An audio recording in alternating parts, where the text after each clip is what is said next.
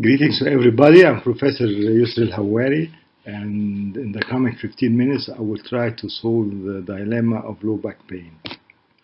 First of all, when you say this patient has got low back pain, this is not a diagnosis. This is a patient complaint. So please stop saying low back pain as a diagnosis. The incidence is very high. Nearly 100% of the population will get back pain anytime in their lifetime. In US alone, there is 27% of the population has low back pain, and there's an addition of 7% every year. So it's a big problem. The causes is a large spectrum. It ranges from mild things like lumbago and muscle strain, or a fatal thing like a ruptured aortic aneurysm or metastasis. So please don't mix up the red with the blue. The cause of the pain is can be anything, starting from the skin to the bone. So the facets can be a cause, osteoarthritis, the outer aneurysm in disc degeneration. The muscles could be injured, ligaments. So it's a wide range of pain generators. So you can either start and excluding or do a differential diagnosis by excluding every disease by its own, but this will take a lot of time and will be not cost effective. So it will be much easier if you try to categorize the pain into syndromes.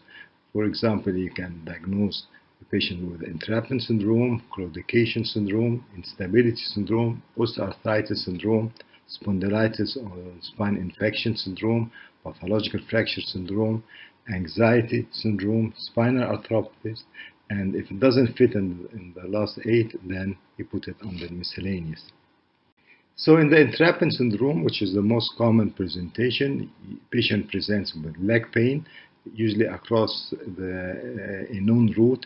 If the pain goes to the big toe, it's L5. Numbness to the little toe, it's S1. And numbness is a pathognomonic of a nerve. No other structure in the leg can cause numbness. And the pain crosses the knee, and there is rest pain.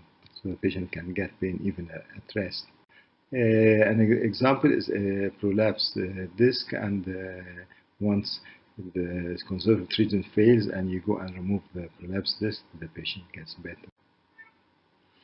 In the claudication syndrome, it is characterized by leg pain while walking, and the patient, if sits or bends forward, the pain goes, and there is no rest pain. There are minimum signs, and if you want to elicit a positive sign like a weakness, like for example lost ankle reflex, knee reflex, you have to do provocative test. Ask the patient to go up down the stairs several times and come back and re-examine, or put the patient on an exercise bike for 5 minutes and re-examine, and then you can elicit more signs. This is an MRI of a multiple level stenosis, and you would expect in a patient like this you get much signs, but not. And you would expect in the patient like this, the patient will present with weakness, but usually this is not the case. In the instability syndrome, it's like instability of the knee. Once you use the back or use the knee, then you get the symptoms, and usually it's back pain. There's occasional leg pain. It's increased by activity. There is no rest pain, and if you use a brace, the patient gets better. An example is spondylolysis or spondylolisthesis, and remember that plain X-ray tells you a lot, and it's important in case in the instability syndrome. And ask for a dynamic X-rays, flexion and extension, and this will elicit the instability or the spondylolysis, and also the oblique X-rays for spondylolysis. In the osteoarthritis syndrome, it's similar to the osteoarthritis of the knee. You get morning stiffness. It's better till the afternoon. There is rest pain. It's mainly back pain. It's worse if you wear a brace. And X-rays can tell you there is osteoarthritis of the facet. There is osteophytes, and CT also is beneficial in cases of spondylosis. In the spondylitis syndrome, it's an infection of the spine, either the disc or the body, or combined. Patient presents with severe back pain. There is night pain. The pain is unrest or activity, and there are general symptoms of infection. And it's mainly back pain. And if there is destruction of the bodies, you can get a deformity. The infection could be specific, like TB, brucella, or non-specific, like postoperative discitis or postoperative infection. Usually the patient with infection is a sick patient, and there's increased inflammatory markers, C-reactive protein, ESR, and usually CT will show you any destruction of the bone, and the MRI will show you early destruction or affection of the disc. And if you use the PET-CT, it's very effective in diagnosing infection. In the pathological fracture syndrome, there is usually a history of fracture, maybe a minor fracture like cuffing or bending. The pain is at rest. There's a kyphosis due to the fractured vertebrae and the osteoporosis. It's progressive. There's usually no leg pain, and usually it's in females above the age of. Please don't forget that if a patient has got a long bone fracture, like this lady who had a fracture of the neck of the humerus, and she had previous fracture. You can see the previous fracture is doesn't show a signal in the T2, but a recent fracture does. And the MRI can differentiate between recent and old. In the anxiety syndrome, usually it's a female or a worker which is seeking compensation. The pain doesn't go with the anatomy. The patient is reactive to examination. And examples are fibromyalgia, chronic fatigue syndrome. In spinal arthropathies, we no longer say ankylosing spondylitis. We say this group of conditions called spinal arthropathies. Patient can present with axial or peripheral pain. Radiology could be positive or negative, and examples are ankylosing spondylitis, inflammatory bowel syndrome, psoriatic, ulcerative colitis, Crohn's disease, and arthritis. In early diagnosis can prevent ankylosis in SPA cases. So look for the first sign in the pelvis, which is sacroiliitis. First sign in the spine is squaring of L4. Don't wait for the bamboo spine, because that will be too late. And if you want to really diagnose ankylosing early, do an MRI of the sacroiliac, and then you will find that there is edema of the sacroiliac joint.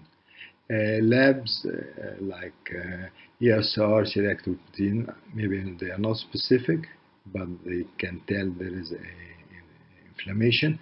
HLA B27 is a strong positive, but even if it's negative, it does not exclude SPA. Miscellaneous syndromes, these are pain which is not related to upper syndromes. It could be gynecological conditions, but usually this is sacral pain. It could be renal, usually it's one side, and it's loin pains in the form of colics. Muscular is widespread, and it can take the shape of the muscle.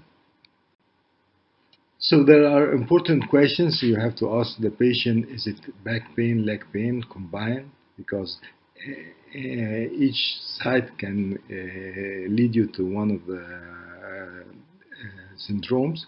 And if the pain is below the belt or above the belt, because below the belt usually it's L4 and L5, and these are the most common affected vertebrae. So in reaching a diagnosis using these syndromes, there is no overlap between the syndromes. And even if the patient is having two conditions like osteoarthritis and then canal stenosis, go with which is the main symptoms. If it's claudication, then put the patient in the claudication syndrome. If it's osteoarthritis and pain and morning stiffness, then you put the patient in the osteoarthritis syndrome. A plain X-ray is beneficial, don't drop it, and functional X-ray in cases of instability or low back pain is beneficial. EMG in case of radicular pain or muscle wasting. CT scan if you want to see the bone, but ask for a thin slice CT and the bone window. If you want to see the soft tissue, the neural tissue, you go for the MRI. So in diagnosis, it should be time efficient, it should be cost efficient. There is nothing called all for all. Don't do all investigations for all patients, and avoid a patient going from acute low back pain to chronic low back pain, because once it's a chronic pain, that's difficult to treat and needs different drug therapy and other therapies. In pain management, we use mainly the non-steroidal. Usually it's number one. We should use a safe, efficient, maybe selective COX-2 inhibitors. Paracetamol can be used. It doesn't have GIT symptoms like the non-steroidal. Muscle relaxant, use it if there is muscle spasm. If not, it will not work. If the patient has got leg pain, then ACTH will work, and anti-neuritis agents will work like pregabalins, gabapentins, duloxetine, venlafaxine, and they should of course treat the cause. This is a NES study on the guidelines of treating low back pain, and it was published 2020, and it graded the recommendations to 4 grades. Grade A, there is a good evidence. Grade B is a fair evidence. Grade C, poor evidence, and grade I is insufficient evidence. So with physical therapy and psychotherapy guidelines, cognitive behavior therapy, CBT, which was introduced in 1960, had strong evidence. Fear avoidance behavior, FA, introduced 2016, got grade A. Kinesiophobia treatment, introduced 2013, got grade B. Back school and handouts given to the patient, which was introduced in 1980, got grade A. McKenzie exercises has insufficient evidence. Spinal manipulative therapy, SMT, got C. And short periods of bed rest, 3 to 7 days, got B. So there is no strong evidence of putting the patient to rest. In physiotherapy, local heat or cold got grade B. TENS, transcutaneous nerve stimulation, there's insufficient evidence. There's no strong evidence for traction. Acupuncture, again, had insufficient. Brace massage, insufficient. Yoga had B. And aerobic exercises got A. In pharmacological treatment, steroids had B evidence, opioids B evidence, topical treatment had insufficient evidence, capsicum had strong evidence that it's worked, non-steroidal had B evidence, and selective versus non-selective has got insufficient evidence. So in conclusion, it's no longer a dilemma. You should categorize the patient complaints and signs and syndromes. This is cost effective. Psychotherapy, physiotherapy, back school has got strong evidence. There is no bed rest, and you should eliminate the cause and start with pain relief. Thank you, everybody.